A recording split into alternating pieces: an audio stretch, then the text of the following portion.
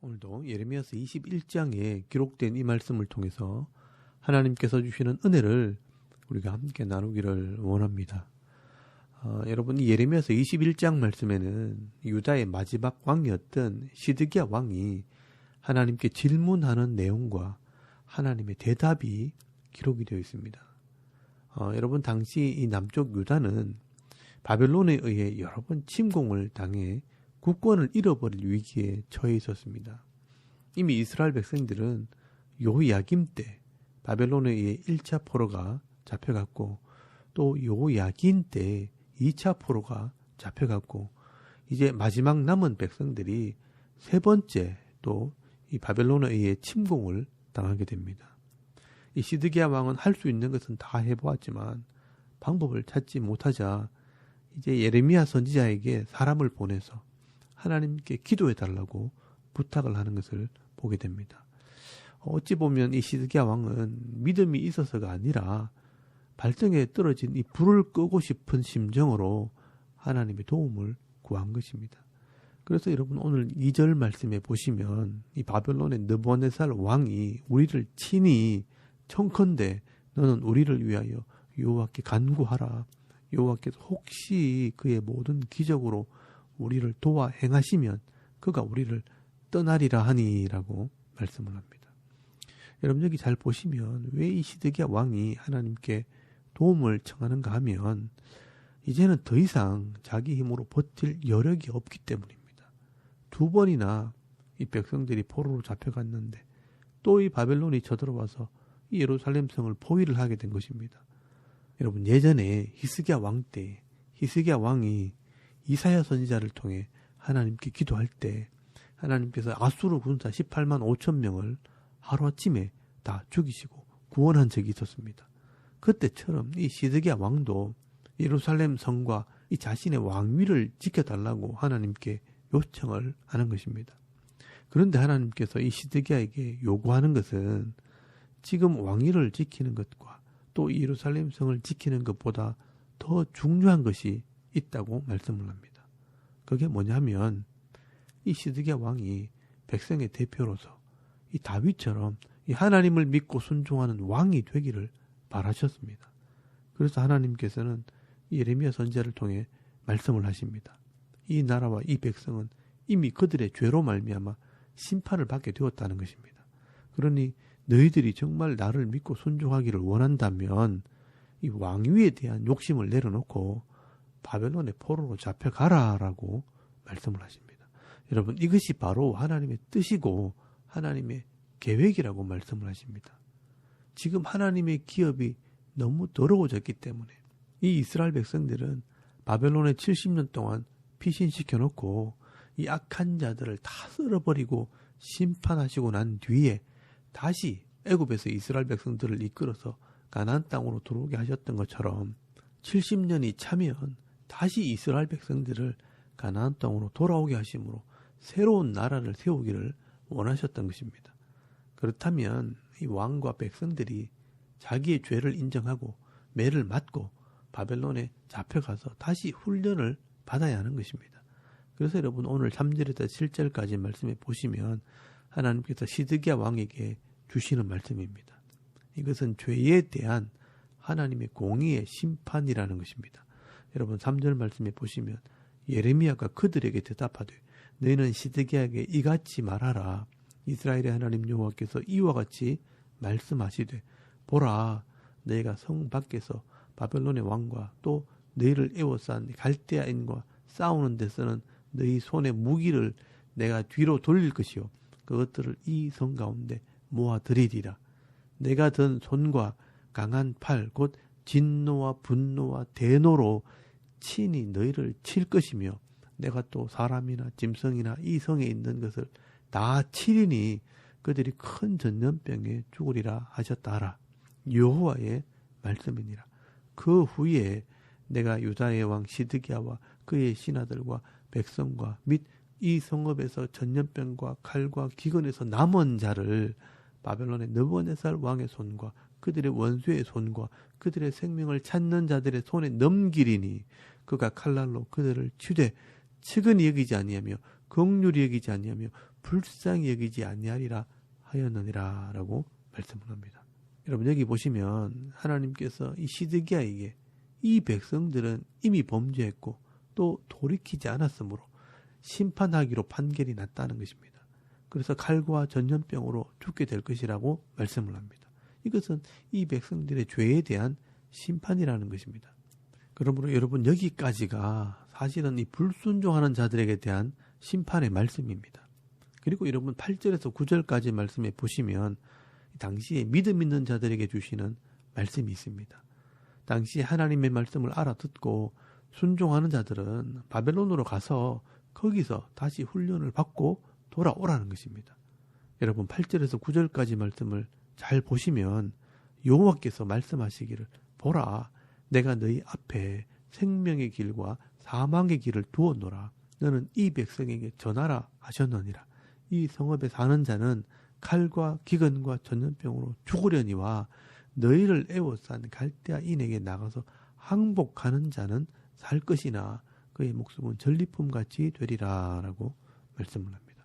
여러분 하나님께서는 너희 앞에 지금 생명의 길과 사망의 길을 두었다라고 말씀을 합니다. 이 하나님의 말씀을 믿지 못하고 끝까지 예루살렘에 남아서 하나님을 대적하고 자기 소유를 지키겠다고 하는 자들은 결국 그곳에서 심판을 받고 죽겠지만 이 하나님 말씀을 믿고 순종함으로 바벨론에 잡혀가는 자들은 그 영원히 살게 되고 하나님의 백성으로 살게 되는 역사가 있다는 것을 보여주시는 것입니다. 그러므로 여러분 이 하나님 말씀에 대한 믿음과 이 순종의 표가 뭐냐 하면 바벨론에게 항복하는 자라는 것입니다. 항복하는 자가 살게 될 것이라. 이게 하나님의 말씀입니다. 세상적으로 볼 때는 나라가 망하고 실패하는 것처럼 보이지만 사실은 이것이 이스라엘 백성들이 사는 길이었습니다. 그러므로 여러분 당시에 이 이스라엘 백성들은 하나님의 뜻이 무엇인지를 분별했어야 합니다.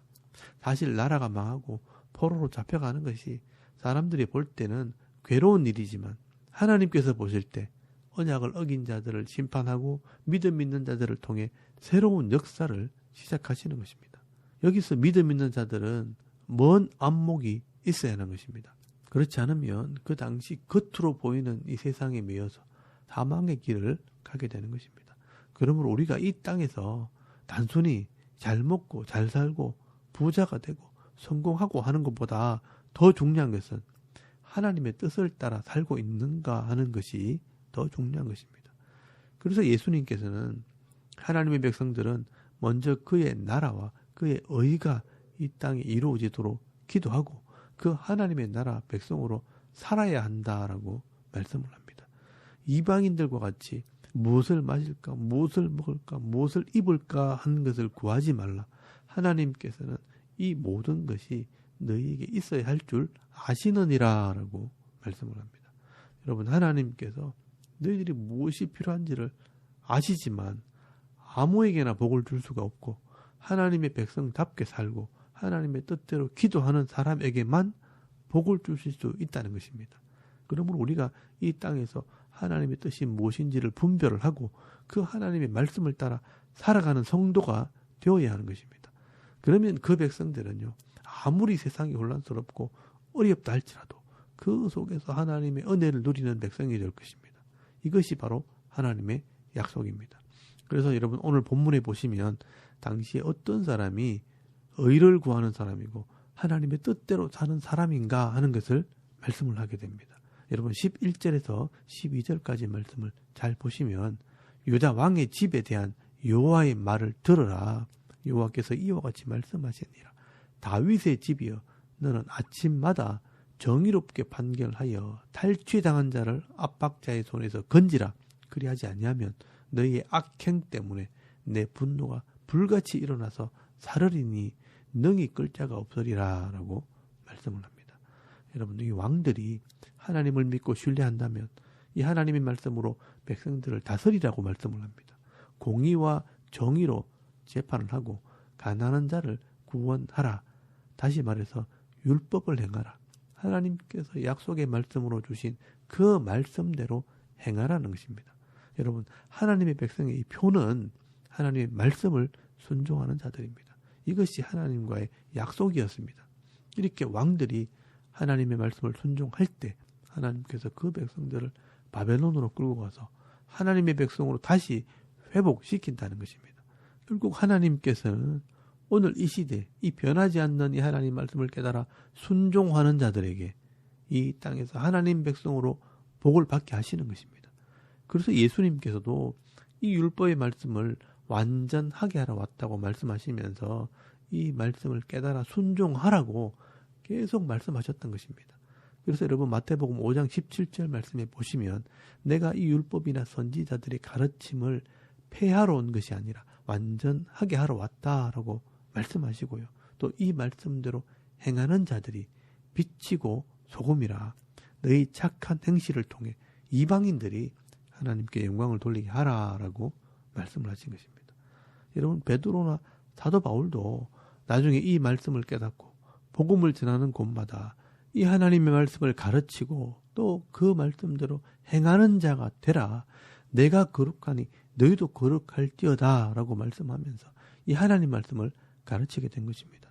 여러분 당시 사도들은요 복음을 전하는 것으로 끝내는 것이 아니라 이 하나님의 말씀을 가르쳤습니다. 여러분 당시에 이 예수님의 제자들이 복음을 전할 때는요 신약 성경이라는 것 자체가 없었습니다. 그렇다면 이 말씀을 가르쳤다는 것은 무슨 성경을 가르쳤겠습니까? 바로 구약에 나오는 율법, 이 하나님의 약속의 말씀을 가르친 것입니다. 사실 오늘날 우리 교회가 이 하나님의 말씀을 가르치는 것을 잊어버렸기 때문에 행함이 없는 이상한 기독교인들이 되어버렸습니다. 그런데 여러분 오늘 성경에 보시면 이 시드기야 왕도 이 하나님의 말씀을 제대로 배우지 못했기 때문에 이 하나님의 말씀을 순종하지 못하는 왕이 된 겁니다. 그래서 생명의 길을 선택하지 못하고 사망의 길을 선택을 하게 됩니다. 자기 욕심을 내려놓지 못한 것입니다. 결국 이 시드기야 왕은 백성들을 버리고 혼자 살겠다고 성을 빠져나가서 도망을 가다가 바벨론 왕에게 붙잡혀서 자기 눈앞에서 아들의 목을 치고 두 눈을 빼버리고 바벨론으로 잡혀가다 죽임을 당하게 됩니다. 여러분 오늘 이 예레미야서 21장 말씀에 이 시드기야가 다급해서 하나님을 찾는 것은 신앙이라기보다는 자기 욕심을 이루기 위한 또 하나의 방법으로 하나님을 선택한 것입니다. 여러분 오늘 이 시드기야 왕은 역사 속에서 실패한 모델을 우리들에게 지금 보여주고 있는 것입니다. 그렇다면 오늘 우리가 이 말씀을 보면서 지혜를 얻어야 하는 것입니다. 오늘날 이 교회 안에 있는 많은 성도들이요 이런 모습으로 신앙생활을 하는 사람들이 있다는 것입니다. 내 사업 때문에, 내 가정 때문에, 내 건강 때문에 나에게 있는 인생의 문제를 해결하기 위해서 다급해서 하나님을 찾고 교회를 찾아왔지만 이 다급한 인생의 문제가 해결되면 다시 세상으로 돌아가 버리는 그런 사람들이 많이 있는 것을 보게 됩니다. 그러나 여러분 하나님께서 분명히 말씀을 하십니다. 나는 사람들의 마음을 살피고 그 행동을 달아보는 하나님이라고 말씀을 합니다. 여러분 오늘 예레미야서 21장 13절에서 14절까지 말씀에 보시면 여호와의 말씀이니라. 골짜기와 평원 바위의 주민들아 보라 너희가 말하기를 누가 내려와서 우리를 치리요 누가 우리의 거처에 들어오리요 하거니와 나는 네 대적이라 내가 너희 행위대로 너희를 벌할 것이요 내가 또 숯불에 불을 놓아 그 모든 주위를 사르리라 여호와의 말씀이니라 라고 말씀을 합니다. 여러분 하나님께서는요 내가 너희의 대적이 되고 내가 너희 행위대로 너희를 벌할 것이라 라고 말씀을 합니다. 여러분 하나님께서는요 막연하게 그냥 두리뭉실하게 그렇게 일하지 않습니다. 하나님의 말씀대로 말씀에 기록되어 있는 대로 역사 가운데 심판하시고 복을 주시는 하나님이십니다. 오늘 저와 여러분도 이 하나님의 말씀 앞에 있다는 것을 여러분 기억할 수 있기를 바랍니다. 우리 앞에 생명의 길과 사망의 길이 있는 것입니다. 사실 이 말은 모세가 벌써 900년 전에 했던 말입니다. 여러분 신명기 30장 15절에서 20절까지 말씀을 한번 찾아보시기 바랍니다. 거기 보시면요. 보라, 내가 오늘 생명과 복과 사망과 화를 네 앞에 두었나니 곧 내가 오늘 네게 명령하여 네 하나님 여호와를 사랑하고 그 모든 길로 행하며 그의 명령과 규례와 법도를 지키라 하는 것이라. 그리하면 네가 생존하며 번성할 것이요 또 네 하나님 여호와께서 네가 가서 차지할 땅에서 네게 복을 주실 것임이니라. 그러나 네가 만일 마음을 돌이켜 듣지 아니하고 유혹을 받아 다른 신에게 절하고 그를 섬기면 내가 오늘 너에게 선언하노니 내가 반드시 망할 것이라. 내가 요단을 건너가서 차지할 땅에서 너희의 날이 길지 못할 것이니라. 내가 오늘 하늘과 땅을 불러 너희에게 증거를 삼노라. 내가 생명과 사망과 복과 저주를 네 앞에 두었은즉 너와 네 자손이 살기 위하여 생명을 택하고 네 하나님 여호와를 사랑하고 그의 말씀을 청종하며 또 그를 의지하라. 그는 네 생명이시요 네 장수이시니 여호와께서 네 조상 아브람과 이삭과 야곱에게 주리라고 맹세하신 땅에 네가 거주하리라 라고 말씀을 합니다. 여러분, 하나님께서는 이미 이 말씀으로 약속을 하셨고 그래서 이 약속대로 복을 주시고 이 약속대로 심판을 하신다는 것입니다. 오늘도 우리가 이 하나님 마음을 깨달아서 변하지 않는 이 하나님 말씀에 순종하는 자가 되어서 사망의 길을 가는 것이 아니라 생명의 길을 선택할 때 이 험한 세상 속에서도 하나님께서 주시는 위로와 평안의 복을 받아 누리며 살아가는 저와 여러분의 이런 영적인 삶의 모습이 되실 수 있기를 주의 이름으로 축원합니다. 아멘. 우리 잠깐 기도드리겠습니다. 오늘도 내가 믿음의 편에 서서 이 하나님 말씀에 순종하고 공의와 정의와 또 정직과 신실한 삶을 살게 하옵소서. 또 이 나라 이 민족이 공의를 행하고 교회가 회복되도록 또 여러분의 가정과 이 자녀들이 믿음 위에 서도록 중보기도 하시고요. 또 개인의 기도 제목을 따라 기도하고 오늘 하루 삶을 또 시작할 수 있길 바랍니다. 다 같이 우리 하나님께 한번 기도드리겠습니다. 살아계신 하나님 은혜를 참 감사합니다. 오늘 이 아침에 하나님을 예배하게 하시고